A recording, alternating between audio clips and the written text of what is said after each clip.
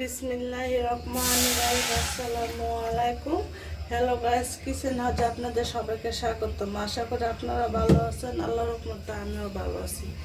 আজ আমি লাউ পাতা দিয়ে ভর্তা বানাবো। এখানে আমি পানি দিয়েছি, এখন আমি লাউ পাতাগুলো দিয়ে দেব। এখানে সামান্য পরিমাণ লবণ দিয়ে দিলাম, দিয়ে আমি সিদ্ধ করে নেব 5 মিনিটের মতো। বানানোর জন্য 3টা পেঁয়াজ নিয়েছি, 5টা রসুনের কোয়া নিয়েছি, বড় রসুনগুলা। এগুলাকে চিকন করে কেটে নেব। দেখেন বন্ধুরা, লাউ পাতাগুলো সিদ্ধ হয়ে গেছে। এখানে আমি কচি পাতা নিয়েছি, আপনারা চেষ্টা করবেন কচি পাতা নেওয়ার জন্য। আর পানিটা আমি শুকিয়ে নেব। আমি পুরোটা পানি শুকিয়ে নিয়েছি। এখন লাউ পাতাগুলো আমি নামিয়ে নেব। ভর্তা বানানোর জন্য এখানে আমি 5টা শুকনো মরিচ নিয়েছি, আর কড়াইতে অল্প পরিমাণ তেল দিয়েছি। এখন মরিচগুলো ভেজে নেব।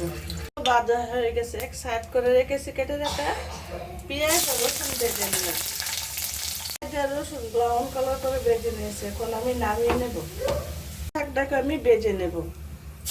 এটাকে আমি বেলেন্ডা করে নিয়েছি, আপনারা চাইলে শিলপাটা ভেজে নিতে পারেন। নামিয়ে নেব, হালকা করে ভেজে নিয়েছি। তারপরে ভর্তাটা বানিয়ে নেব। ভর্তা বানাবো। এখানে একটা মাছ দিয়েছি, তেলাপিয়া মাছ। আপনারা মাছ চাল দিতে পারেন, আবার নাও দিতে পারেন। মাছের কাঁটাগুলো আমি বেছে নেব। কাঁটাগুলো বাছা হয়ে গেছে, এখন আমি পেঁয়াজের সাথে মিশিয়ে নেব সবগুলো। সামান্য পরিমাণ লবণ দিয়ে দিলাম। আপনাদের কাছে লাউ পাতার ভর্তা রেসিপিটা ভালো লেগে থাকে, লাইক, কমেন্ট, সাবস্ক্রাইব করে দেবেন। দিলাম সরিষার তেল।